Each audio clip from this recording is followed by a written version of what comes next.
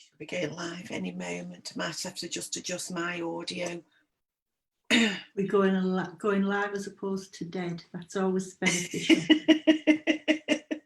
Live is always good. Brilliant.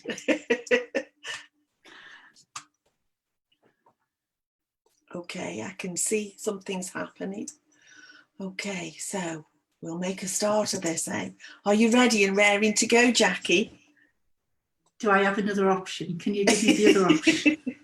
It would have been good if we could have done this from the other side of a bar, wouldn't it? You know, and had a few glasses of wine and some peanuts and other things. It would have been lovely. But we'd be like them two women in Mrs. Brown, wouldn't we? You know, sitting yes. with our dinner. That would have been fab, wouldn't it? So thank you so much for being with us this evening, and I know that you don't really need any introduction because all of the people who will be watching this evening have come on to listen and watch Minister Jackie Wright. So thank you for being here, Jackie. My pleasure. Thank you, Kath. And I know we've known each other for a little while, but I don't think I know a great deal about you. That's beneficial. So I understand you were quite a young person when you very first went to a spiritualist church. Is that right? Well, can I just add, I'm still a very young person, but yes, I was younger. Of course you are. But even younger. I was, yeah. I was. It's a long story, but most people know my history. I'd lost my parents at a very young age. And I can remember my sister, my younger sister, saying to me, do you want to go, where do you think Mum is? And I said, hell, because I was a Catholic and my relationship with my mum was quite an abusive one. So she said, shall we go to the spook church to find out? And I said, oh no, we can't do that. I'm a Catholic, we're not allowed, you know. And anyway, she went on and eventually persuaded me to meet her at Middlesbrough SNU Church on the Thursday evening for their demonstration. Didn't even know that my hometown of Middlesbrough had a spiritualist church. That's how naive I was. And I agreed to meet her there. She was going to finish college. She was going to come and meet me. And although I was very young, I was still a mum myself at that time, and I was married. And I think I was about 29, 30. And my then husband dropped me off at the church, and I went in to a packed room, and my sister didn't turn up. And it's a standing joke that I went to the church and my sister still all these years later has never been to a church in her life. So really? Yeah, she just didn't come. She said, I forgot. Wow. And she still didn't go. And it was such a strange experience for me. It really was. I can't say it was a pleasant experience because it wasn't. There was one seat left, as there would be, right at the front, as it would be. I had no choice but to go there because the lady, the president's wife, was pushing me down the middle of the church to go and sit down because they wanted to start. And a very lovely lady was on the platform called Phyllis Eddy, a local medium she is. She's lovely. Yeah. And the service went on. I honestly expected there to be human sacrifices on the altar. I really did. I was so petrified of what I would find. And eventually she said, I want to come to you. And she gave me a message from my dad. And I was in floods of tears. About 60 people watching me cry my eyes out. And then I looked round and she said, you will one day stand where I stand. And very loudly and vocally I said to her, you're off your head. You're mad. Let me out of this place immediately. And because they locked the doors in them days, so you had to be locked in. Yeah. Not like a pub though, Kath, that's the problem. No, not midnight. No. And I couldn't understand at all how she would know about my dad and the information. I was convinced somebody had told her. I just had to find out who, because nobody knew me. So it was all very, very confusing. And that was my first initiation into a spiritualist church. And then how long was it till you went another one, or the same one? Yeah, I went a couple of times, never got another message, but although Middlesbrough Church is an SNU church, they didn't and they don't have a development group. And I became more and more interested. I wanted to know more. I was reading more. And I overheard a conversation one evening and two ladies talking about the development circle at another church, which was a Christian Spiritualist church called Gresham Road. And I went along there and I asked, could I join? Yeah. And the lady said to me, you have to come and see if the rest of the circle will accept you. And so I went along, and luckily they did. Or maybe luckily isn't the right word, but yes, they accepted me. And my development began within a Christian Spiritualist church. Yeah. Fantastic. And what was the kind of things you were doing in that development during that time? I look back, Kath, with horror. I look back and ask myself, Jackie, how could you do that? You know, it taught me an awful lot. It really did, because the lady who ran, you know better than me, Kath, everybody within our churches, Christian or SNU, are volunteers. Yeah. They're all doing it for the love and the passion. And this lady was no different.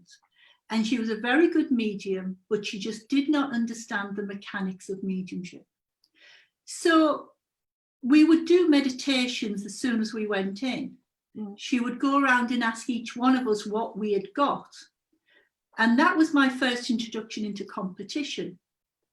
Because if somebody got a lovely stream with a bridge going over it, somebody else got an ocean.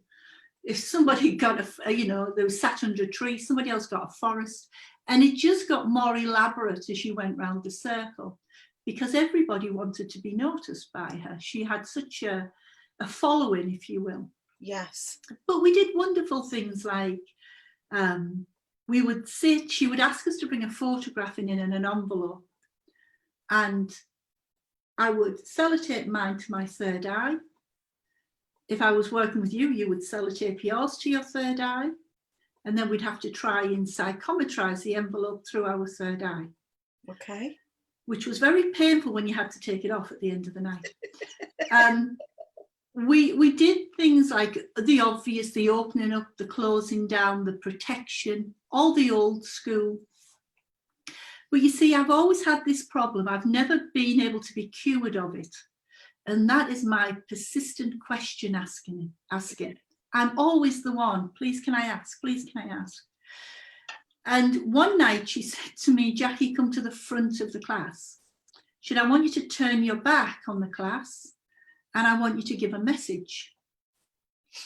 And I looked at her and I said, how do I do that? She said, I've just told you. I said, but if I can't see them, how can I give them a message? That's how green I was.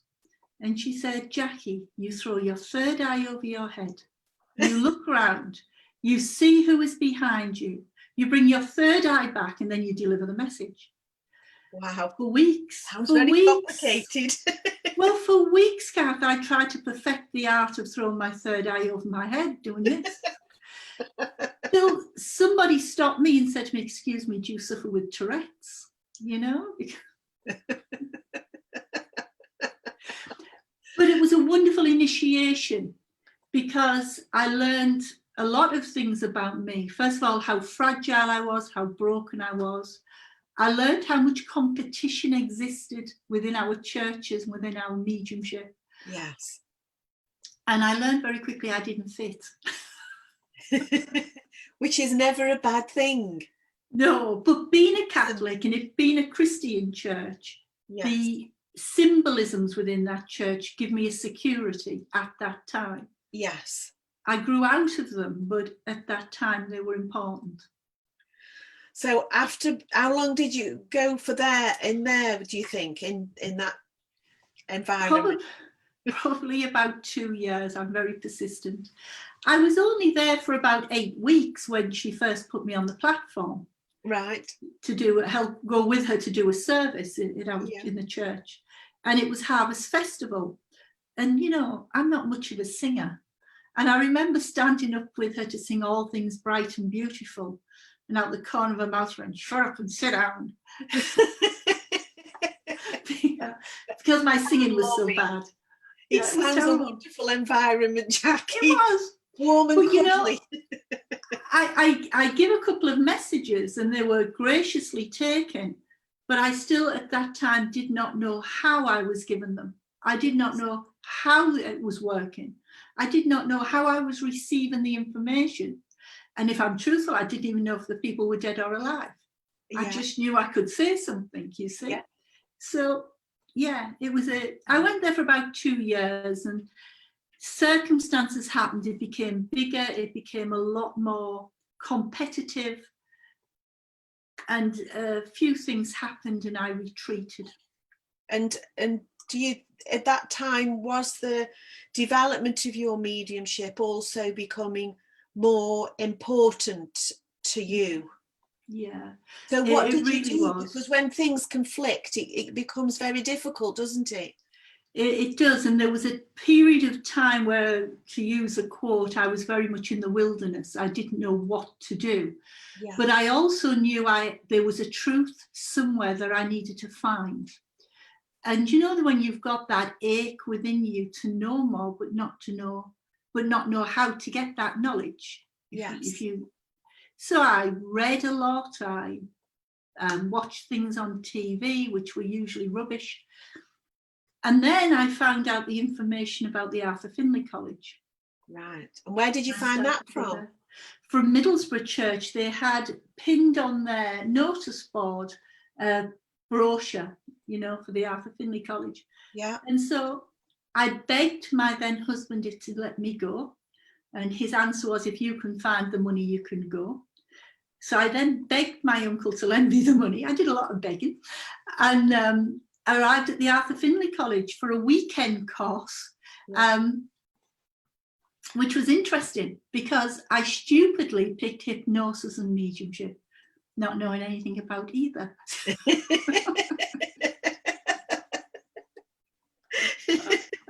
So on arriving to the college, what was your first impression, when you turn that corner and it all opens up before you? Well, before that happened, I got lost several times. Okay. En route. So, because I drove. So when I eventually arrived, it was very late. I was very tired and very hungry. And as I turned into it, now everybody who knows me here knows about my love of horror movies. So as I turned into it, now all I could see was this big building under the moonlight. I thought, I've arrived. This is it. This is like a scene out the horror movie. But it was very different to how it is now. And I was lucky that somebody I should have been sharing a room with didn't arrive. So I had a 3-bedroom to myself. Wow. Exactly. I mean, you don't even get that as a tutor. You'd get it now. You would now. Well, hopefully.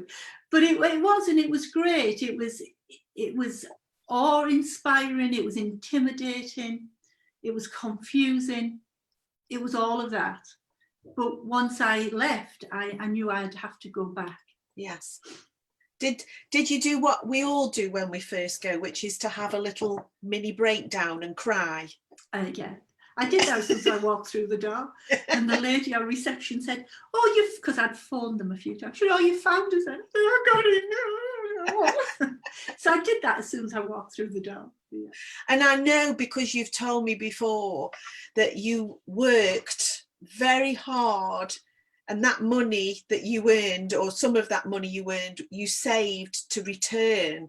And is it right that you returned every year? So every year I would go on the same course, and that was Glyn Edwards' course. I'm a creature of habit, Kath, and I'd found a security in that course. And I thought, well, it works for me. Why try anything else? That's how it was. And I went on Glyn's course, and it's going to sound silly now. Looking back, I realised how naive I was. Yeah. But there was little things Glyn said. I remember him once saying to us, and of course, you can ask the spirit world to clarify what they've told you if you don't understand. And I went, what? And he looked at me and said, I'm sorry, I didn't hear. So he repeated it. And I said, you can actually speak back to them. And it was just the naivety of it. I had no clue, none whatsoever. But I respected Glyn enormously for his knowledge, for his way of teaching. Yeah. Yeah, he was a great guy, really. He great. was something else, wasn't he? He really was. He really was. So what sort of era are we talking here? So it would have been 1992, 93. Right. Mm. Okay. And then when did you start to think, okay, so if I take some of these certificates, that'll... No? When did you start? Never a thought. So what happened then was I started to work and become quite known within my area, my district, the Northern District, within the churches. I became a member of Middlesbrough SNU Church. Mm-hmm. And the president of the church, Minister Tony Penketh, suggested that I do the courses. And I said to him, look, Tony, between me and you, I haven't had any schooling because I took care of my mum till she died. So I'd never had schooling in secondary level. Yeah. And he said, that doesn't matter, Jackie, I'll help you. I said, no, Tony, I'm thick. You can't help me. And he said, come on, Jackie, I'll help you. And so through his encouragement and his support, and I owe him everything, I really do, he started to help me to get through the courses. Once I began, I couldn't stop. Yeah. It was like, I want to do another. They give me a confidence as well as a knowledge, as well as a passion and a pride in our religion. And then he suggested I went in for my certificate in demonstrating. And then he suggested speak, and he just kept suggesting. And so I kept doing because I respected him. Yeah. But more than this, although I'm very, very proud of my awards, don't get me wrong, the education system instilled in me a passion. They really did. I understood our pioneers. I understood the religion. I understood the fight for freedom. And with each course I did, my passion grew. And I read more. And I read and I read and I read. And it just became, like a book almost. So all those questions, all those times where nobody could answer you, you were beginning to answer yourself anyway. Absolutely. And everything beginning to unfold naturally as it would. So how long, because I know some of the courses can seem to take a long, long time to complete. And they do give you a long time to complete them as well. There is that leeway and that flexibility, which is great. So how long do you think it was from when you very first had that encouragement to learn to then being invited to the ministry eventually? A long, long time. Honestly, I can't even give you a time. I mean, I only became a minister, an officiant and a minister within the last 3 years in that way. And it took forever, a long time, honestly.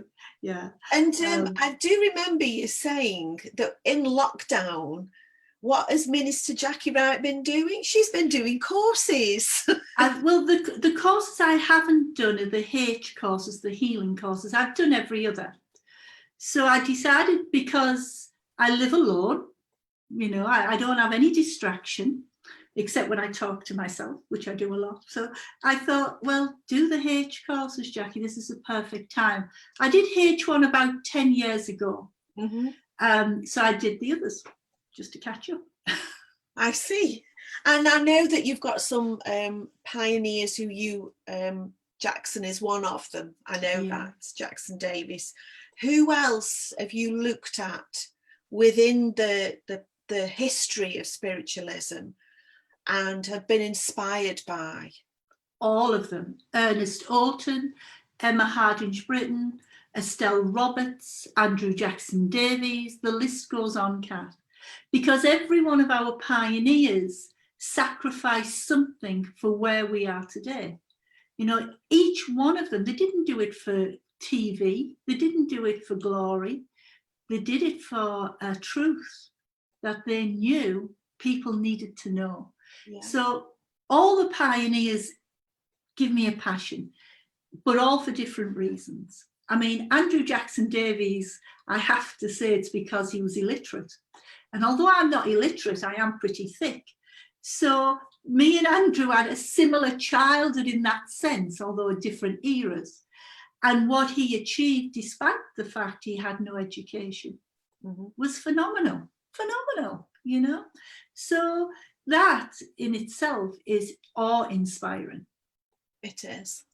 Emma Hardinge Britten, how she travelled America. And remember, America in them days was the Wild West. Yeah. It wasn't like it is today.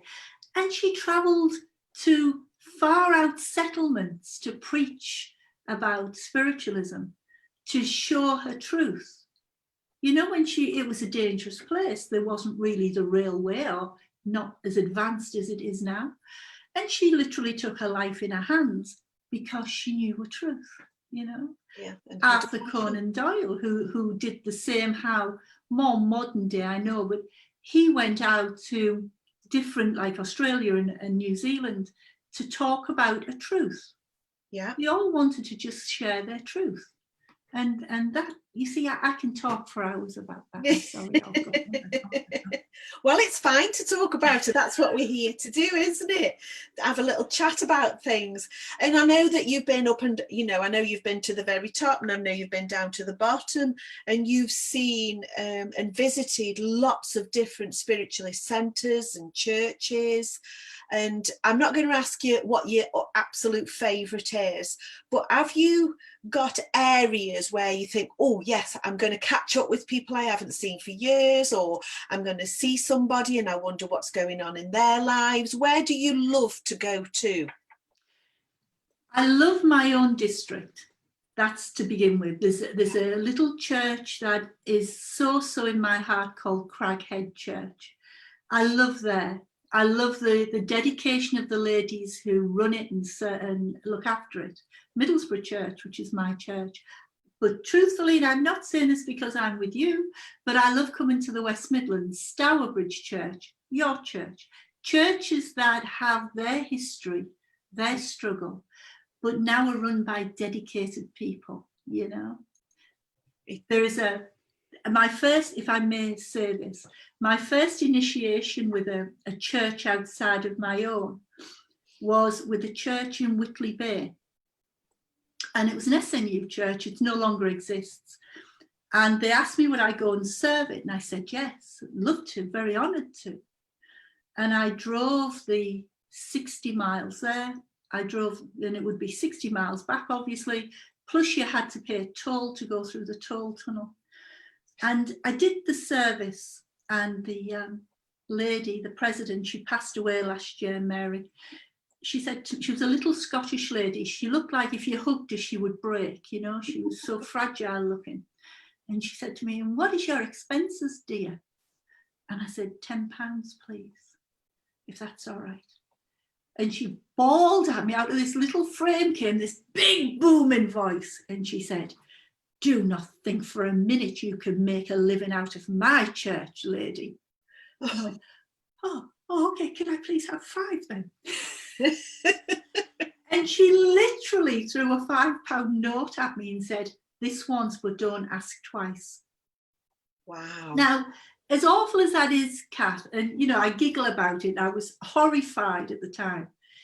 It taught me a very valuable lesson, and a lesson I'm very, very grateful for.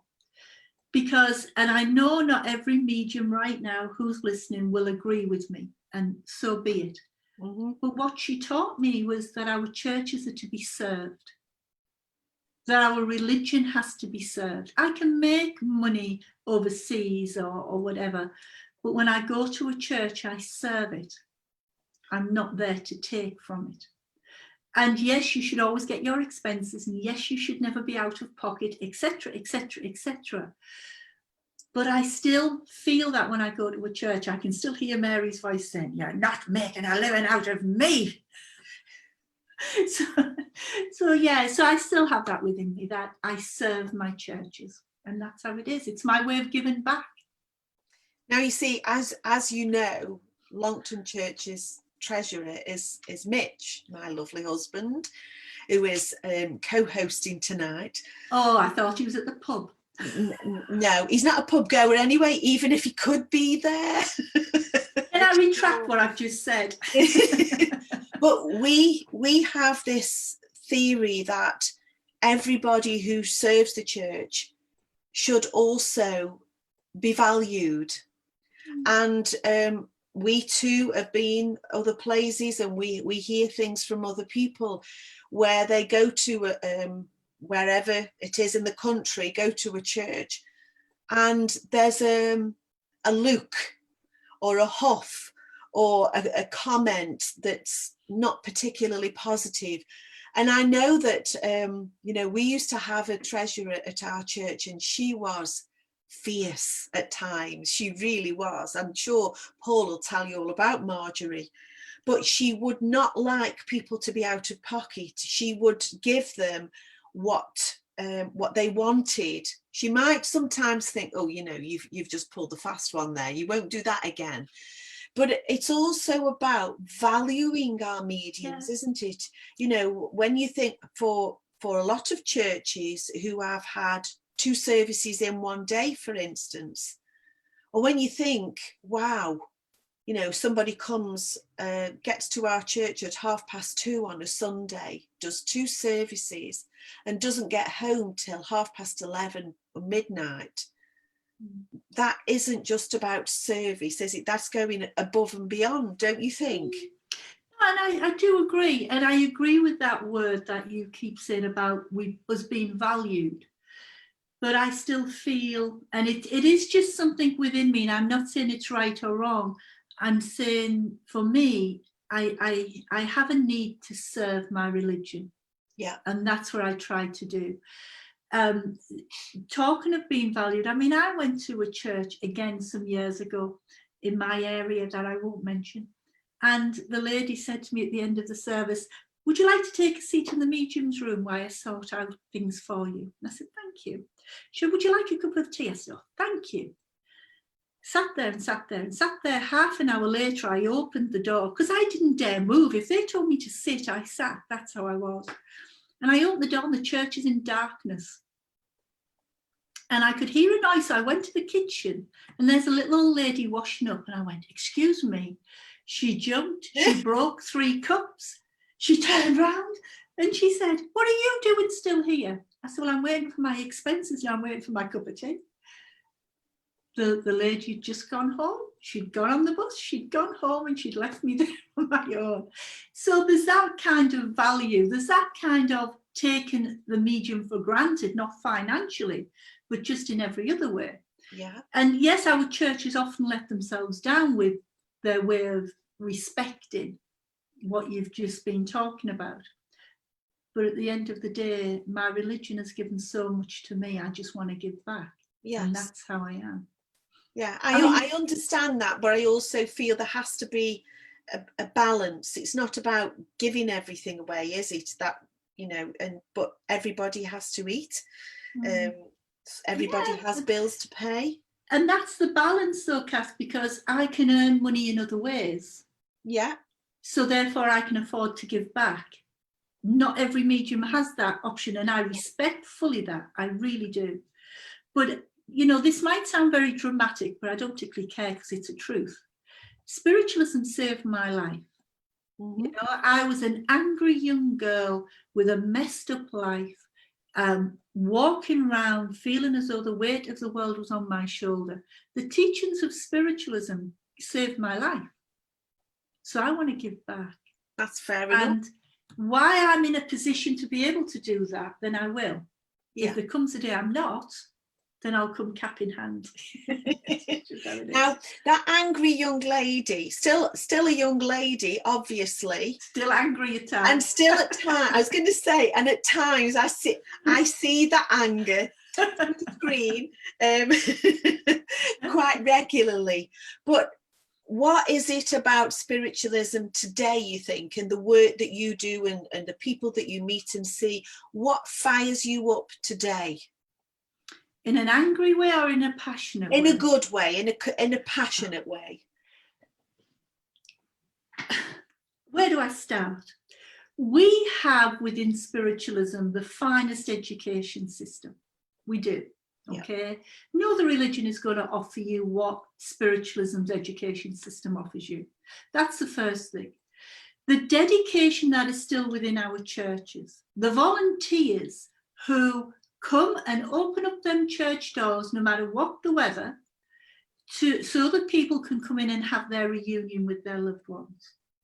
That fills me with awe, because I don't know if I would be that dedicated to go day in and day out to the church and open it and clean it and all the rest of it, like our volunteers do.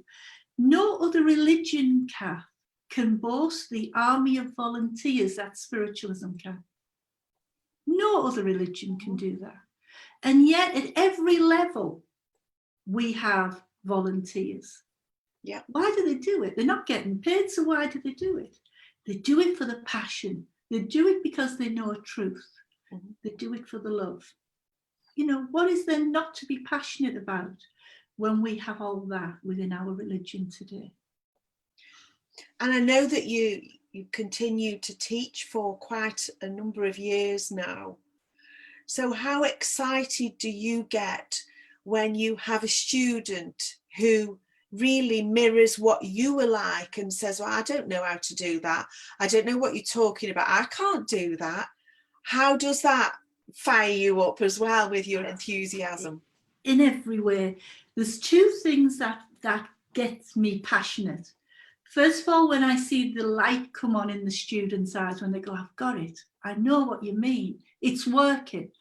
That fills me with awe. It really does. The other thing, and this might sound a bit stupid, but the other thing that really gets me excited is when a student becomes brave enough to challenge me. And I don't mean in a disrespectful way. There are some, are there, Jackie? There are people like that, aren't there? They are. They're the ones who want to be discovered, so they will challenge you just to give themselves a voice. That's the truth. But, you know, I do not think this... It's certainly true for me, so it's got to be true for other tutors. For me, the main aim for a tutor is to get the student to surpass the abilities of the tutor. So we can only be with a student for so long. Then the student will naturally outgrow us and they will move on.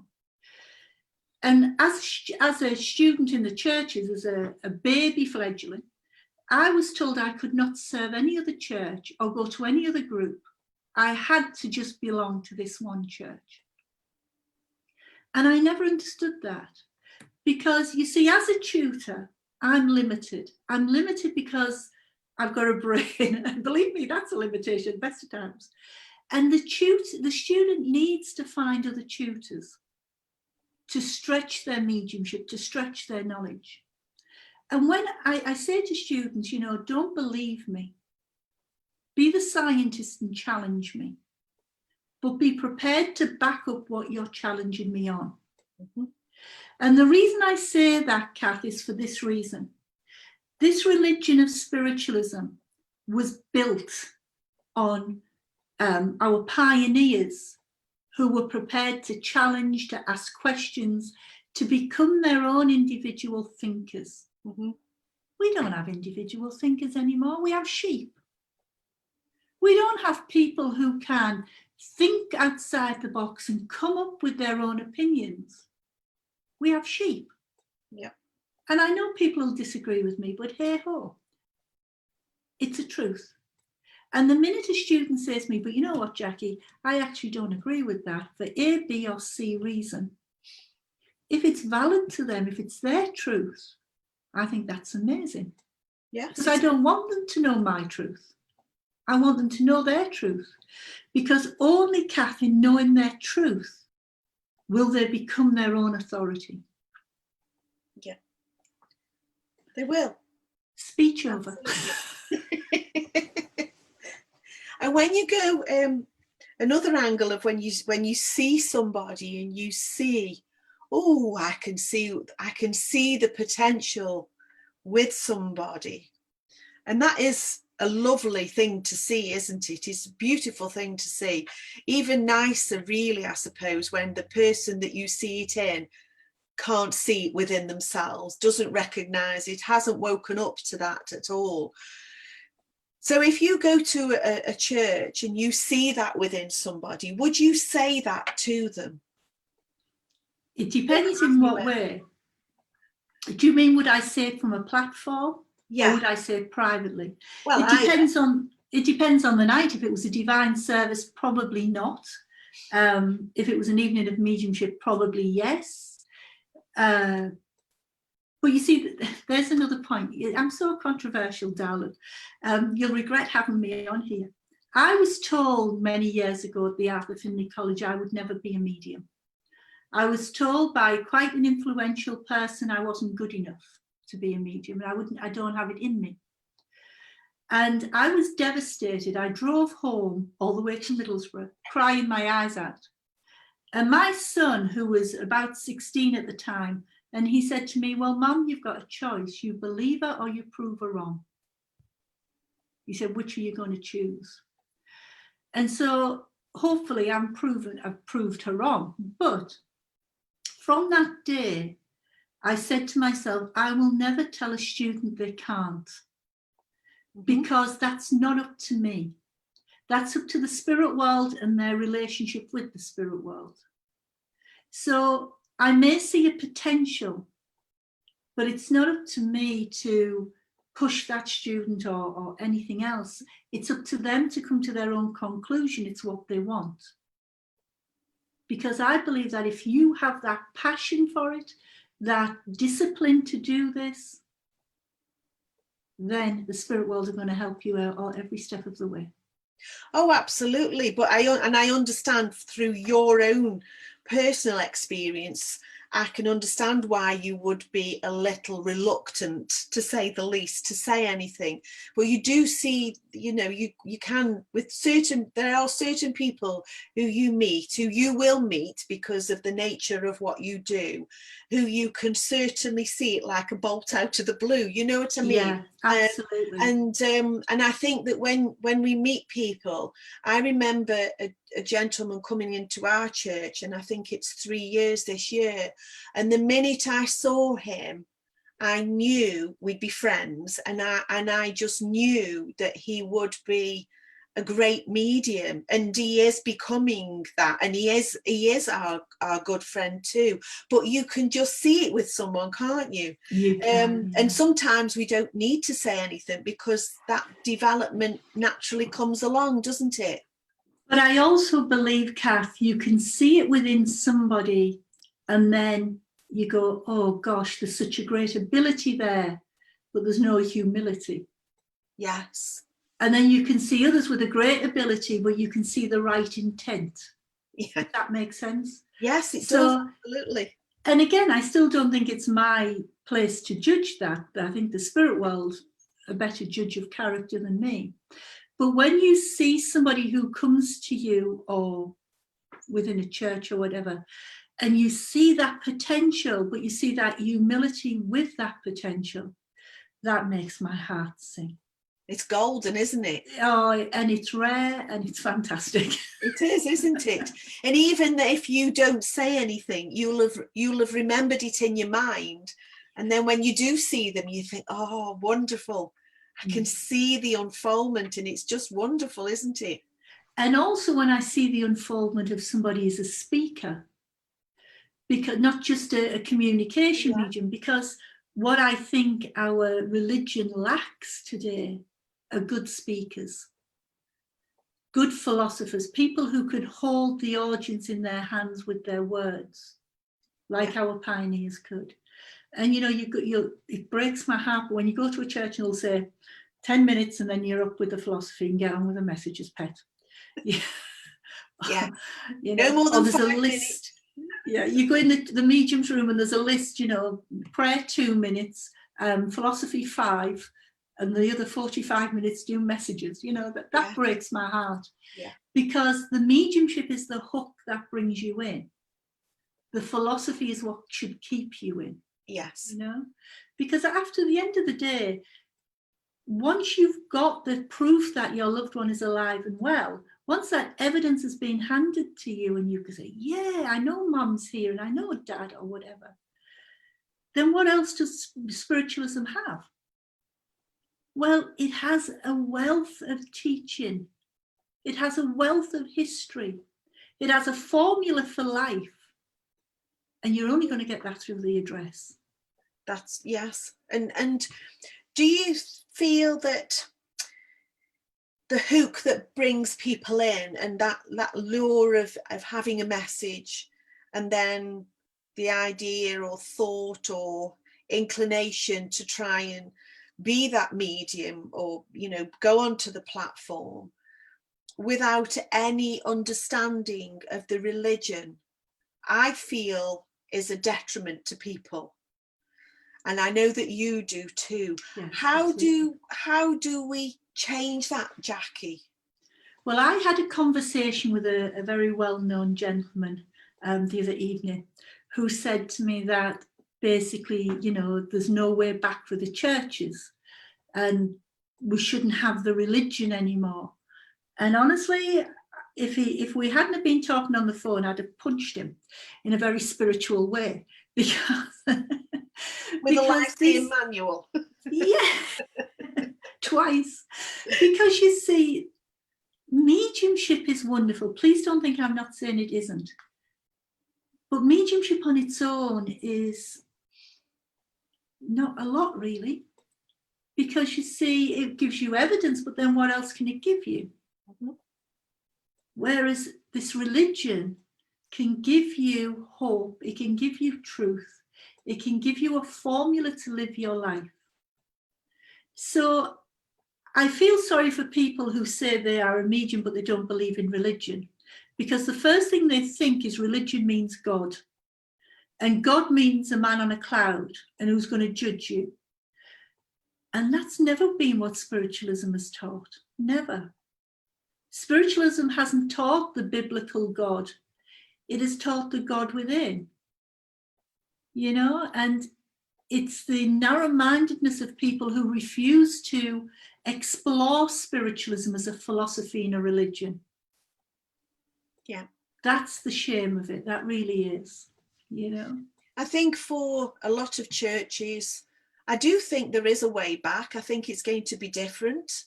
But I do think there is a way back. I also feel that for people who have missed going to church, the actual building, the bricks and mortar, the chairs, looking at the platform and all of the belongings of that church, its history, is what they're going to miss. And I know that ordinarily a divine service, you won't get as many people in as a demonstration.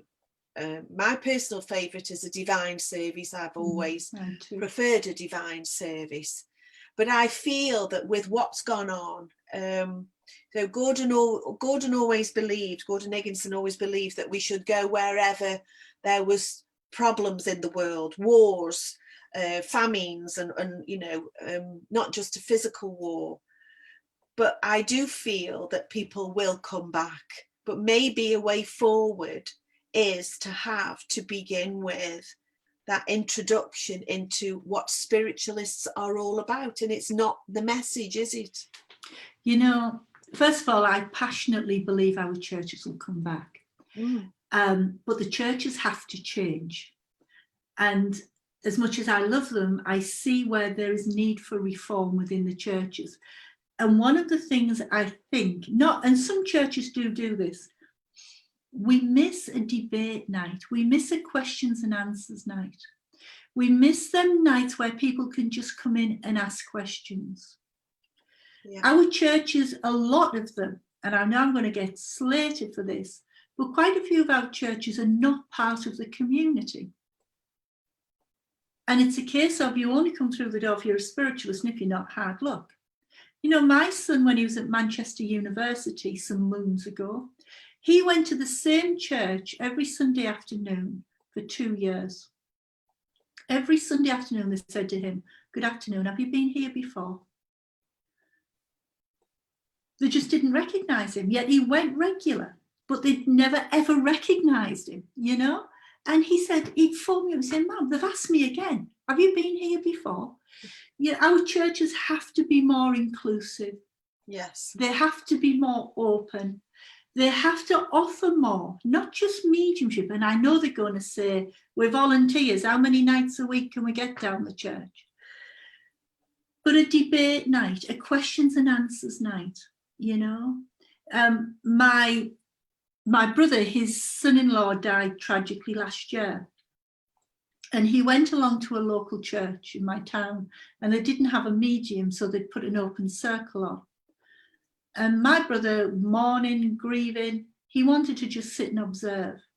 He was frog marched into the circle because he couldn't stay if he did not take part in the circle. We have to be more open, you know, we have to be more understanding of all these different things. Yeah, well, what happened to compassion? Well, exactly, you know. And he said to me, our Jack, he calls me. And he said, our Jack, I don't know why you bother with them places. I really don't. But he only had a negative experience, you know. You could see some people, sometimes at some places, it can feel very insular and like a little club. Exactly. Private club. Yeah. It can. And that has to change, you know, it really does. If our churches want to thrive once more, they have to offer to the community what the community needs. And, you know, I've said this so many times, honestly, I'm forever harping on about this. If we go back in time, church was always the centre of community. If the community was in trouble, if there was a crisis, they would go to the church, the Orthodox Church. Why is it spiritualism has not took that place in the community? Why is it? Because we don't show ourselves in the best light.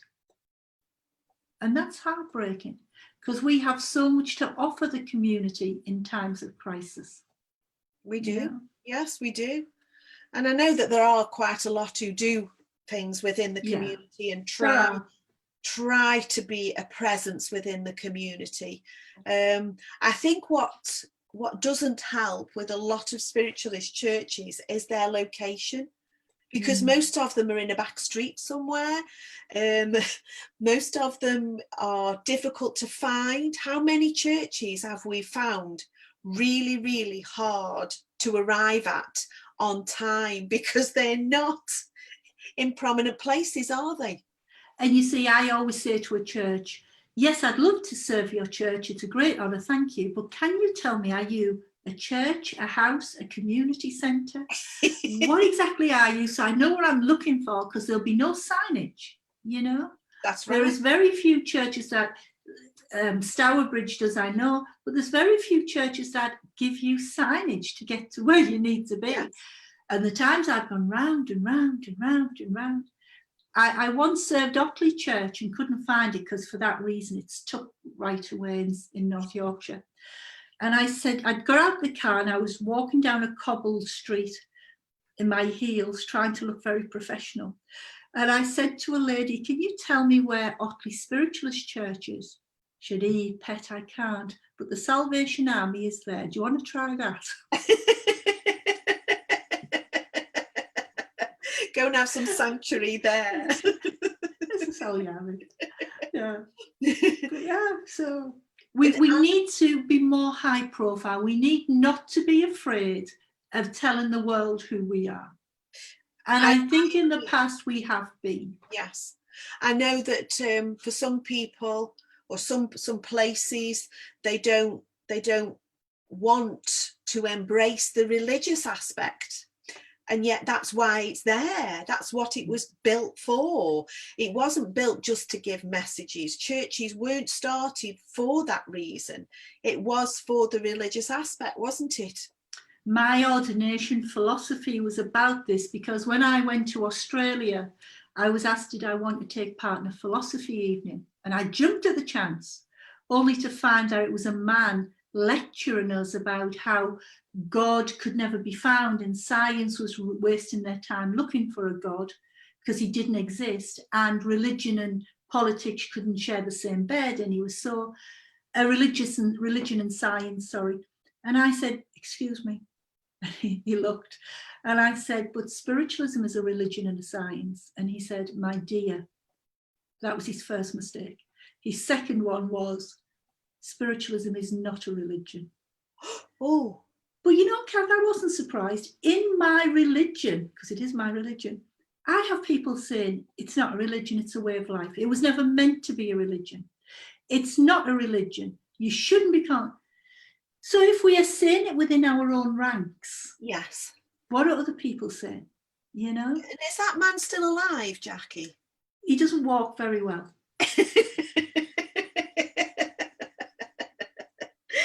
And I've never been invited back to Australia. Well, it was only last year, wasn't it? So you might have been going this year, but you can't go anyway. We can't go, but I don't think we can go there for quite some time from what I've been told. Now, I also know that you love the hymns. Oh, I love the hymns. And I know that last week there was a hymn that was driving you nuts. Yeah. And I also know that you love Rod Stewart. Absolutely. Have you ever been to see him, Jackie? No, but you know, I will find out one day what he sees in tall, leggy blondes.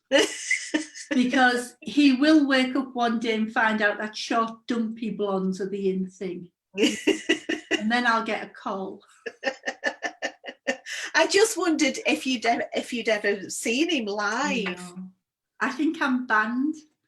I think once the restraining order's lifted, I'll be allowed to go and see him. But not yet. That's what it is. That's what it is. So, to be honest, I've never been able to afford to go to see him. And then when I could afford it and he was in my area, I was in other areas. So I just missed. That's very inconsiderate of him, really, isn't it? I said that. Yeah. Did you phone him and tell him? Absolutely. Yeah. I'm not sure if he's listened to the answer machine yet, but I left him several messages. I have to say, I'm not a massive fan of Rod Stewart, but I know that you heathen. You heathen. I know, I'm sorry. So this lockdown period, I know that it's given you time to sort of gather everything together, mentally, spiritually, emotionally. I know you've moved, and I know that you're happier where you are. Looking back over the years, Jackie, and I know that there's always poignant moments in everybody's life where we can say, that changed me, or I changed as a result of that. Are you still that young, angry person? No, I'm not, because the dysfunctional aspects of my younger years I've looked at and I've worked on, and spiritualism give me the confidence to do that, you know? So I'm not the same angry young girl.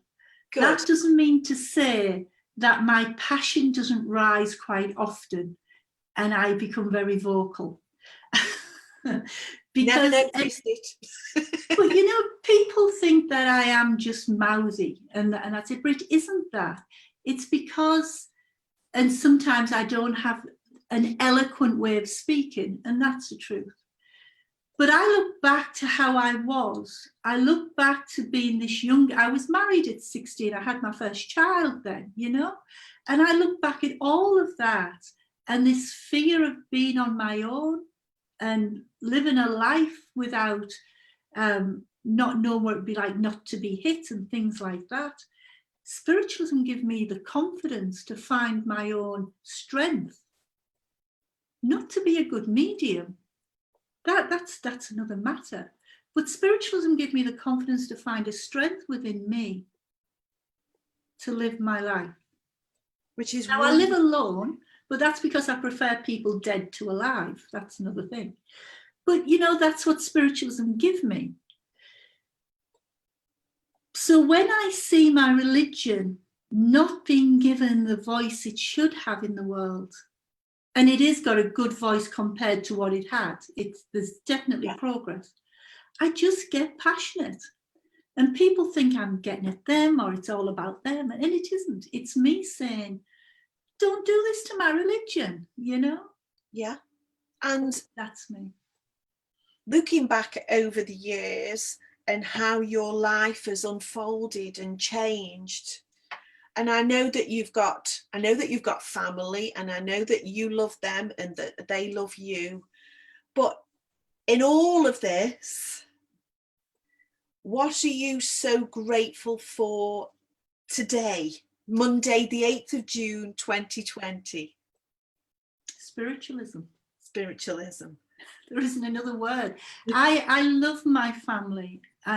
I'm seen as because I have a big family. Other than my own children, I still have an extended family.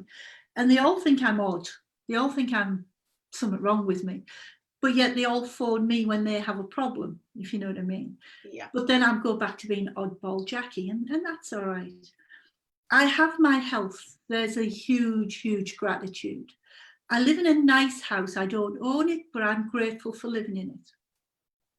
But the biggest thank you I could ever give is for being a spiritualist and knowing about spiritualism, because it is the teachings of spiritualism that changed my life. And, you know, there'll be people now reaching for the sick bucket. I get that. However, it is still a truth. You know, I was a Catholic. I was meant to be a nun if my granddad had got his way. Can you imagine me, a nun? Really? No. But the Catholic religion, the fear it instilled in me, what it taught me about, because I was a female, I was a second-class citizen with no voice and no rights because my granddad was that fanatical. Spiritualism took all that fear away. Spiritualism took all that untruth away, and it gave me a truth. It didn't give me a false hope. It gave me a science and a truth. So, Kath, I'm grateful for spiritualism and always will be. Good. And I'm glad that you haven't lost that passion, because it's not anger anymore. And I think that we all come to a point in our life where we have to say, oh, forget that, or forget them, or, you know, like throwing your third eye over your head and stuff like that. You just let it go, don't you? But ultimately that passion and that commitment to you being a spiritualist is why you are where you are today, isn't it? Because you had to push yourself. You had to drive yourself, and you had to have at all times that motivation, not necessarily having a goal, but that motivation and that inquisitiveness makes you Jackie Wright, doesn't it? I've had more people not believe in me than people who believe in me over time. And so therefore I had to find my way myself. I didn't have anybody to encourage me or say to me, you will be a good this or a good that. So I've had that drive, I've had that need. I'm stubborn, I don't give up. But I'm so grateful for the churches, for the people within the churches who believed in me and give me opportunities to serve their churches. I'm so grateful for that.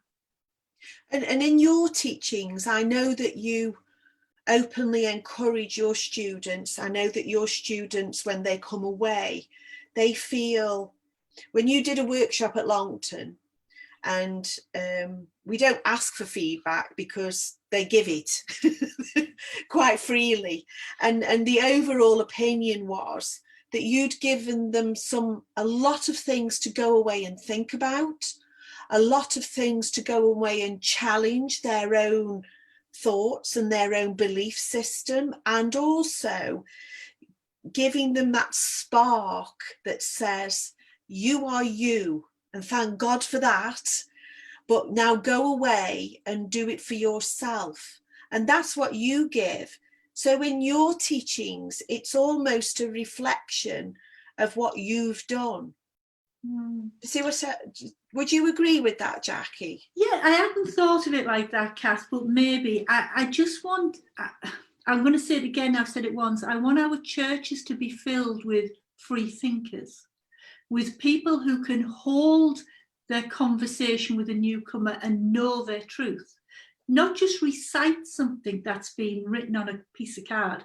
So when somebody comes through the door, you say this and then you say that. I want them to know their truth. And if that truth differs from mine, great, as long as they know it. And, you know, I've said it many, many times during this lockdown in interviews I've done. Mediumship ultimately is a journey into the medium. Mm-hmm. It's a journey into understanding who you are. That's what it is. And if we cannot take that journey into ourselves, to discover that soul, to understand that power, then nothing's worth having. No.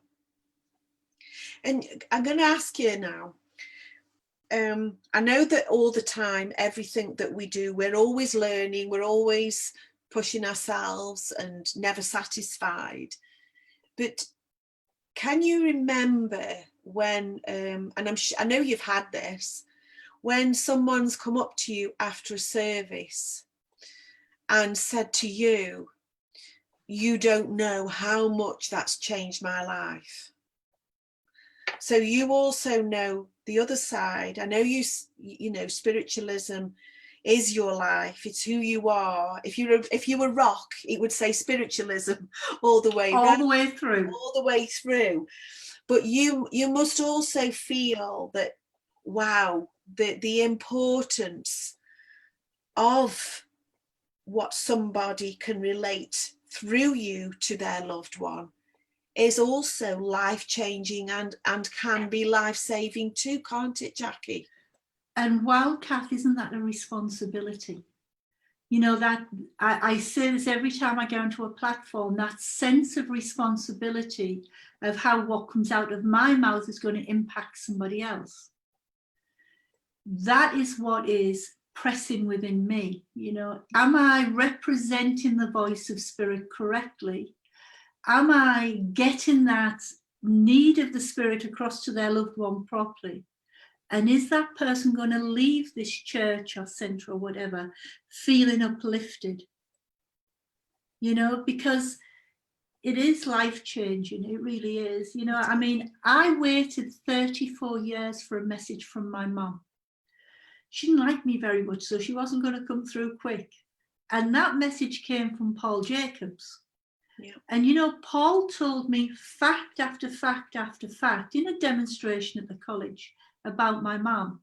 He never once used the word, she loves you. That's what made it a truth for me. Yes. Because my mum would never say that, because she didn't. So, and we get people say, but she loves you now.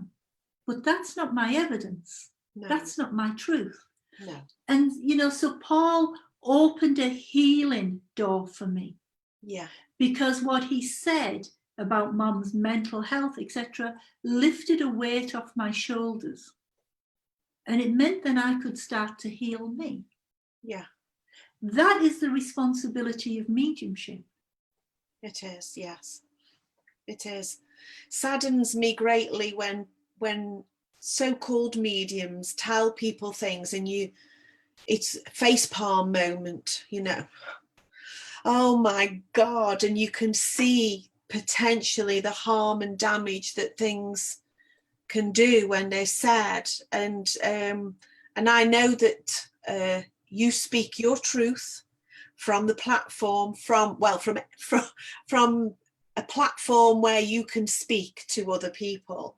But I've never seen you speak over or down to people. You're always Jackie. I see you in a meeting and I see you on the platform and I chat to you and you're the same. But I don't know how to be anybody other than me. But we all know, everybody who's watching and listening tonight, everybody knows that there are also lots of people who are somebody else regarding whatever situation they're in, aren't they? You've met people like that. I've met people like that. And we have people as well, which is very, very sad, Kath, and it breaks my heart. We have good potential mediums who get on the platform and try to mimic somebody else. So Yeah. they change their whole persona for somebody they've watched and they admire or whatever. And you know, there's many, many mediums I admire, but I don't want to be them. I want to be me. You can only be 100% of you 100% of the time, can't you? And one thing I say to students about that and about not changing is the spirit world chose you because of who you are, not so you could morph into somebody else. Yeah. So stay true to your individuality, because that's why you were chosen, you know? And I just think it's sad that people, especially today when we have, and I'm not knocking this, but where we have celebrity mediumship in a sense, which I was once called. I was quite chuffed about that. Anyway, but we have TV, we have radio, we have theatres, we have so many other medias to which mediumship can be exposed to us, and people want to mimic what they see there. And I think, well, that's sad, because that works for that TV medium, but it's certainly not working for you. No. Because it isn't you, you know, and that's sad. It is. It is sad. And have you finished your healing courses? What are you going to do now? I'm sort of twiddling my thumbs. What do I do? Yeah. I know that you've been trying to build a desk. Yeah. Yes. If I won't show you all, but surrounding me is lots of wood and hammers and no desk. And so as time is almost caught us up, if you were to play a game of, are you any good at Monopoly? No, but carry on. Who would you want to play with and why? Oh, okay. I don't know if much of the game would get done, but do they have to be in the spirit world? Doesn't matter where they are. Okay, good. Okay. So, the first obvious choice is Rod Stewart, and we definitely wouldn't be playing Monopoly. We would be talking about his hits, you see. Yes. But I would love to talk to Emma and say to her, how did it feel being the lone voice? How did it feel when you went into these arenas, if you will, or these settlements, and have to tell them about your truth? I'd love to talk to them, to her. I'd love to talk to Ernest Orton. I'd love to speak to him and the stories he could tell of his time. I mean, in his book, that reminds me, I use this a lot in philosophy. I think it was written in 1927, something like that. And he says, and of course it is illegal to hold a demonstration of mediumship in Great Britain today. I'd love to talk to him about that time. Yeah. How did it feel to have to go undercover, if you will, just to talk to your loved ones? But I'd also like to ask them, how does it feel when they watch us now? Yeah. Have we progressed or have we regressed? I've got a question. As you went on Glyn's Weeks at Stansted, and as we know, he was the most wonderful speaker. He could hold a congregation. He was very flamboyant as well. Oh, yes. I remember him once, he was at Longton. I think it was one of the last times he was there at the new church. And he stood at the top and he'd been talking for at least 30 minutes at this point. And he got off the platform, which, as you know, is a no-no. And he walked down the aisle and he touched people as he went down. And then he turned around and he touched them again on their shoulder and then got back onto the platform.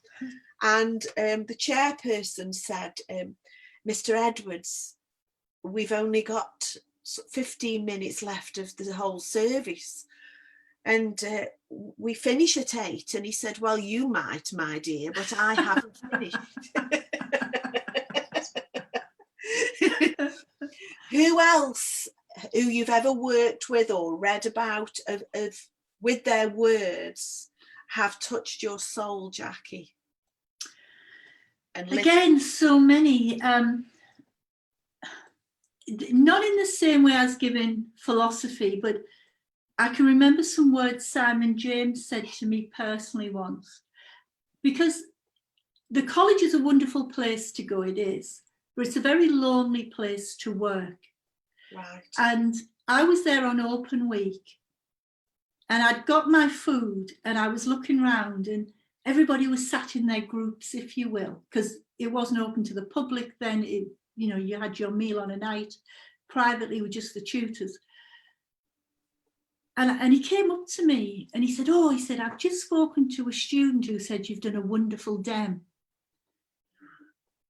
And I went, okay. No, Jackie, they've just said you've done a wonderful dem. And I said, what's the point, Simon? I said, what's the point of being a good medium if you're not a good person? And he said, what on earth do you mean? And I said, look, they're all in groups, and I don't know where to sit because I don't belong to any of the groups. And I was quite new then at the college. And he said, Jackie, and this has stuck with me forever, and it's become almost like a mantra for me. Mm-hmm. He said, there are no bad people in spiritualism, but there are an awful lot of broken people. And what he was trying to say was that people came into groups because they needed to lean on each other for that security. And he said, the stronger person is the one who can stand on their own. And that stayed with me, and Simon is a wonderful, compassionate man. Yeah. But he recognised then my insecurity, which nobody else in the college had ever recognised. He did, So sometimes the most inspiring words are not what are always said from the platform. Sometimes it's them little nuggets you hear that resonate so deep in your soul that it stays with you forever. Yeah. And I know that you've got some wonderful colleagues and friends within spiritualism who think only good things of you and love and adore you. And I know that there's the opposite. Of course, we always have the opposite, no matter what. But on the whole, I think that spiritualism is in a better place for having you in it, because you do work with such great passion, Jackie. Thank you. I've got mascara on. I'm going to cry. Well, I think it's true, and I think that everybody else would agree with that. That you really do put your heart and soul into everything that you do, and it always shows. It does. I also, Kath, and I mean this again very sincerely. So those of you who feel a bit queasy, get the bucket quick. I do not want to be the one who lets my religion down. I do not want to be that person who lets it down. So I feel the need to keep working on me, to keep improving me, so that I can continue to be, hopefully, a good ambassador for this religion for the next 20 years or more. Well, don't you start thinking, oh, well, that's it, now I'm going to go. None of my family live long lives. They all die very young.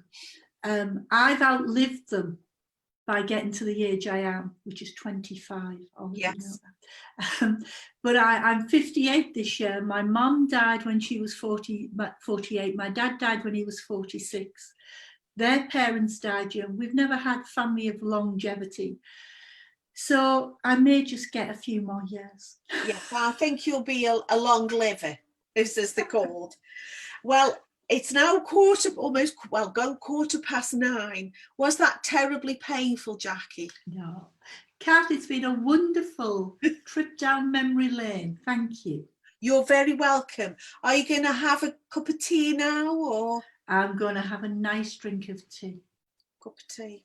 I might have a wine. I'm not very good with wine. I get drunk very, very quickly. And as I live on my own, there's nobody to carry me to bed. You see, Mr. Jacobs has led you down that pathway, I know. He has. He absolutely has. Yeah. He introduced me to some very interesting drinks when we went on holiday at New Year. Didn't matter what time of day it was tequila time. Well, thank you for being with us tonight, and thank you for all your lovely words, your common sense and your knowledge, and ultimately that compassion that we all know and love about you. God bless you, Jackie Wright, and thank you for being here. Thank you, everybody. Thank you for asking me, Good Kath. night. Thank you. Night all. Thank you. Bye.